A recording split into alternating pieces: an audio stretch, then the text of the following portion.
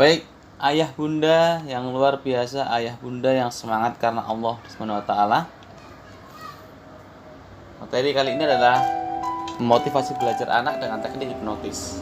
Sebelum saya melangkah ke sana jauh, saya ingin menjelaskan tentang jenis-jenis sugesti. Dan kita harus menguasai sugesti ini karena sugesti itu akan mampu menghipnotis, bahkan masuk di pikiran bawah sadar anak. Ada dua jenis sugesti. Yang pertama adalah autosugesti. Autosugesti adalah rasa yakin yang tinggi pada diri sendiri sehingga menimbulkan adanya sugesti pada diri seorang anak. Contohnya adalah sikap anak berjuang meraih impian. Karena motivasi yang sangat kuat sekali, akhirnya anak berjuang meraih impiannya. Itulah autosugesti. Yang kedua adalah heterosugesti. Nah, ini peran kita sebagai orang tua, peran kita sebagai ayah dan sebagai bunda. Heterosugesti adalah sugesti yang ditimbulkan dari orang lain atau dari lingkungan sekitar. Seorang motivator atau guru biasa melakukan teknik heterosugesti untuk membuat anaknya, membuat audenya menjadi semangat dan memiliki pemikiran yang positif.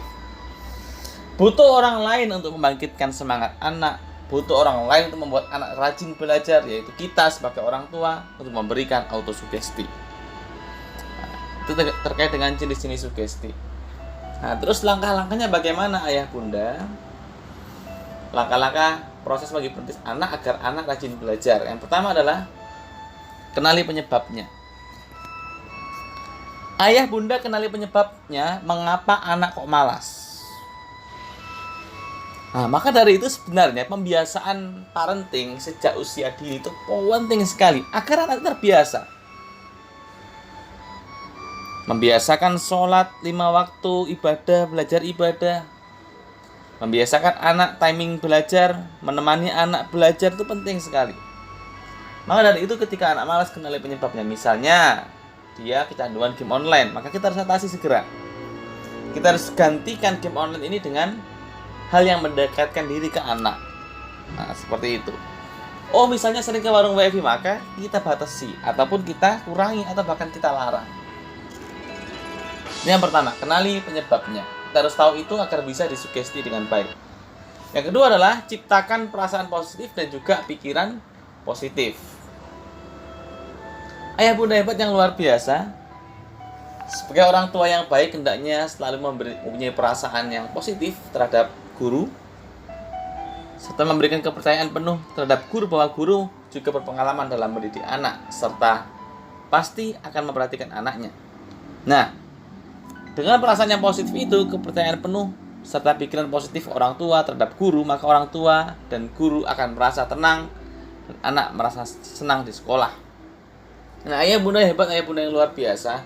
Jadi antara guru, siswa, dan orang tua harus punya saling memberikan perasaan yang positif. Kalau memberikan perasaan positif, akhirnya apa? Terjadilah yang namanya sinergi. Sinergi yang saya sebutkan tadi, sukses sendiri itu biasa, sukses bersama-sama itu luar biasa. Itulah poin 1 dan poin 2. Ciptakan perasaan positif. Percayakan kepada gurunya, guru pun percaya kepada orang tua selama masa pandemi ini. Maka akhirnya apa? Sinergi terus. Nah, di sini peran orang tua juga lumayan ya. Ketika mendampingi anak belajar, maka terus ciptakan perasaan yang positif. Kamu anak hebat, jangan dikit-dikit dimarahin, jangan. Tapi ciptakan perasaan positif, bentuk mental prosesnya. Bentuk mental jatuh itu biasa, bangkit itu luar biasa. Akhirnya apa? Anak rajin belajar dia. Apresiasi. Ketika ada hal yang positif nambah, tidak hanya nilai tapi prosesnya. Itu yang kedua. Salam inspirasi, sukses bersama-sama.